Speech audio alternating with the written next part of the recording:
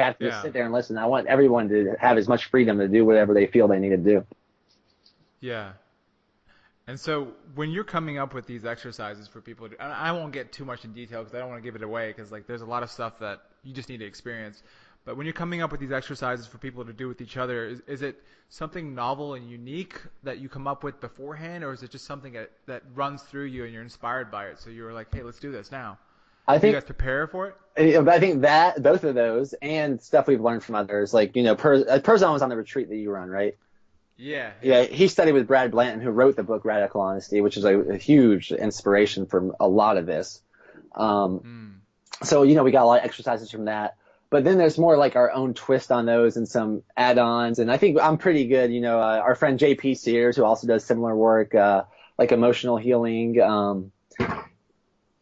I was once at one of his workshops, and he described me as an uncomfortable artist. So I'm like an artist and helping people like be uncomfortable. And I think so. I have a good knack for like finding things that, oh, this would be pretty uncomfortable to talk about. Like, it would be really stimulating. Like, people will forget time exists. Like, if we bring this subject that we might go into this for like 2 or 3 hours and forgot what even time it was or how long we were talking about it. And I think when you're in that space and that's someone we actually interviewed recently, Teal Swan, where she was talking about one of the highest levels of vibrational frequency to be in is when you lost track of time. And that's why when I hear people, Timothy once said this, when we kill time, why kill time? Why not fill it? Let's fill our time. Like, Yeah. and when you're lost in the moment, that's a great place to be. And I think I have to answer your question, I have a good ability to think of things, subjects, context, that if I get a few people to explore them with me, we'll lose track of time exploring them. Mm. You know who you remind me of? Have you heard of who Jason Silva is? I've heard that name actually. I don't know if I know exactly who he is though. So Jason Silva, he has a YouTube channel called Shots of Awe, and he melds ideas and concepts together to really like basically like blow your mind and really make you think from a different perspective. And so you remind me of him, except you have a different way of looking at it. He's more about like an optimist for the new technical advancements of the future and how we're all going to be a singularity. And it gets very like deep into that. And I feel like you're more of this like authentic communicator, like this really authentic, deep communicator that really. I feel like even if someone doesn't get you the first time, at least this is my experience, if I didn't understand you the first time, it sticks long enough to where it starts to come up in my life that I get you, and it really pushes me to reflect and look at myself, and I think that's powerful. And my follow up to that is, have you thought about doing TEDx conferences or being a speaker or doing things of that nature? Are you going to do that sometime down the line? Yeah, that definitely sounds like scary. So I'm open to it because I have I've my results of this experiment of facing your fears so far have been very beneficial and very fulfilling. Mm, So I want to keep doing that. And if that opportunity presents itself, I would imagine it'd be really hard for me to turn it down. that's awesome. I probably haven't done all the steps that I could do. I'm sure if we sent TEDx people a lot, I mean, I was once in touch with someone through Jake Ducey, but maybe if I started reaching out or getting someone to reach out for us, maybe that's what would happen. And that sounds fun. That sounds exciting. Although Mm, I don't like I don't like planning for things too far ahead. And that's why, this podcast was so funny. We were trying to come, I like your style. Like maybe we can do it coming up. But sometimes and that's why a big part of our retreat as well is expect anything and experience everything. Because sometimes these expectations, when people have an idea of how everything is supposed to be laid out, and I would fear that I would slip into this. If I was going to do a TED talk, I would start like trying to prepare for the speech.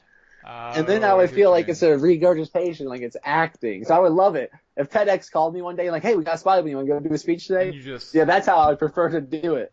The other way sounds more scary to like plan and prepare with all that structure. do you feel like if you like control and try to constrain the situation, you kind of lose that flow, that sense of like being able to express yourself freely without, these things in your head? Is Yeah, that what you feel? sure. That's a good way to describe it. That's a great description because, I guess when you're doing something like that, you have like a time limit. You have probably certain things you're allowed to talk Yeah. to, like get your point across. And sometimes with my ADHD, I don't believe in the acronym, the Western medicine tell you. I have my own, like, Yeah.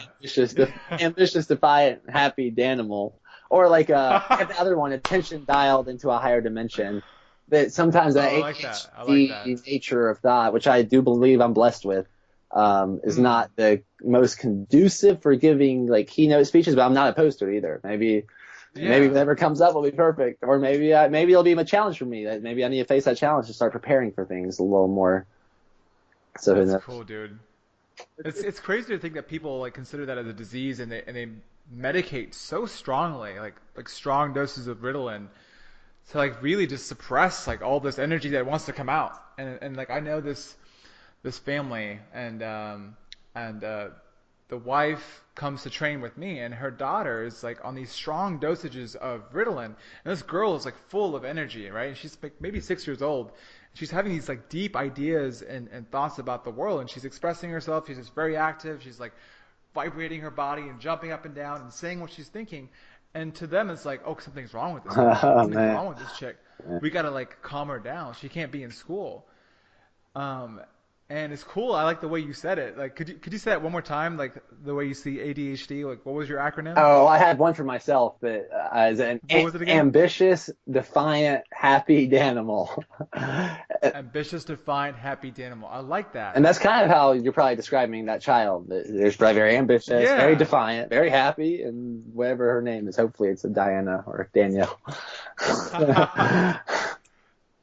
Do you feel people medicate and do things like that because they're scared of that behavior? They think it's like not a normative behavior for society standards. Like, why do you think that's like Yeah, some of that there? gets pretty deep. Like it kind of goes back to what I alluded to in the beginning of this self-imposed prison so many have put ourselves in. This prison of like Mm, being so scared of what people think about us that we have to behave in a certain way. And then when someone else steps out of line, it's like so foreign that they'll start condemning them. Like, you can't do that. That's not fair. And so if you see your own child doing that, if your child reflects a part of you, so say if I've put myself into a cage in a prison, a self-imposed prison, mental prison or emotional prison for all my life, yeah. and all of a sudden I see my child behaving in that way, it's probably like triggering feelings. They're so suppressed that it's probably very Mm, uncomfortable. And a lot of people, rather than dealing with that, rather than having this beautiful, like raw, what the word you use, unabashed or unadulterated, like just so pure, such innocence, yeah. and it's expressing itself naturally, all of a sudden that might start reflecting the part that you've suppressed all your life. And it's Mm, like, what can you do? You can start taking some deep looks in the mirror, going through some deep work and transforming it. That can be uncomfortable for a lot of people. And a lot of people live their lives within their comfort zone. So that's not going to happen. They're going to yeah. put their child in line. They're going to have to drug them, whatever they have to do. They can't have their child behaving in this way that's not familiar to them, or at this part that they buried of themselves. And that's why I Mm. love seeing like children, like parents and their children like running around like monkeys at the grocery store. I love that. Like, a child like crawls on my leg and the mother's like, oh no. I'm like, no, it's fine. Like, let them go. Let them Yeah. go. Let them climb up my leg. I Yeah. don't care. It's great. So it's almost like the kids are like reflections for the parents, and like if anything, like they're teaching them just as much as they're teaching them. Yeah. And that's a powerful concept to wrap your mind around. Yeah. There's that. Well, that's Speaking awesome. of TED Talk, there's that. Have you seen that? How schools are killing our creativity by any chance?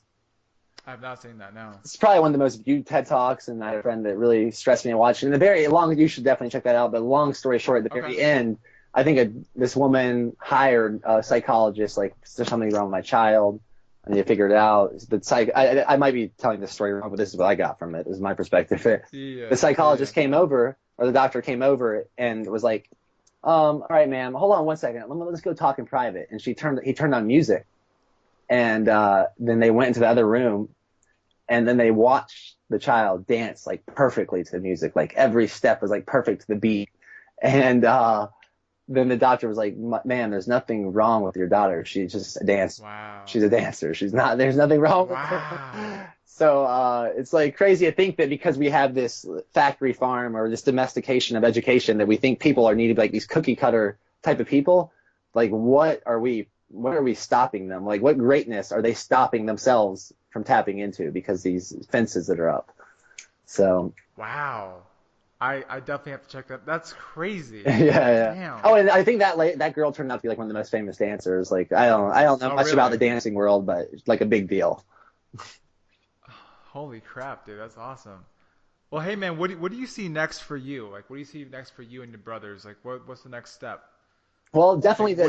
what do you envision? Yeah, definitely this Go ahead. 10 all in thing. And there's I can't wait to see the success or it's already unfolding for people that are applying, but also Yeah. it's going to, for that team that's 10 that's formed, I can't wait to, see my vision come to fruition, if that makes sense.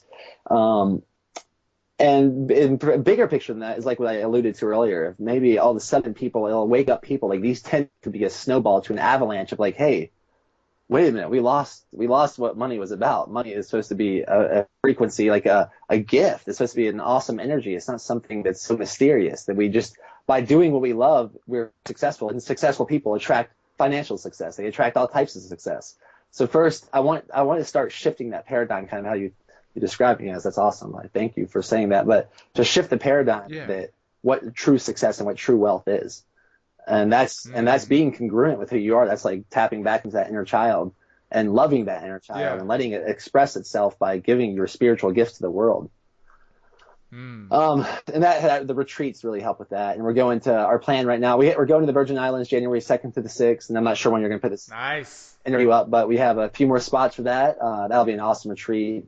Okay. And we are going to New Zealand in February, Australia in April. Oh man. That is great. Yeah, and I want to go. My wife is actually born in Thailand and they're a band, so I want to go there maybe and just be back for starting June 1st, which is my 30th birthday, and that's when we start at 10 all in. So I got to be back for that.